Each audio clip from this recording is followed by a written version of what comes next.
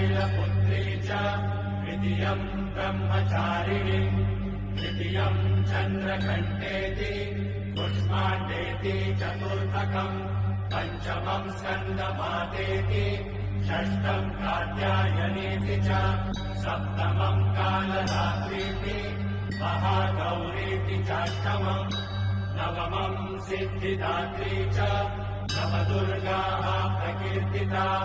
ॐ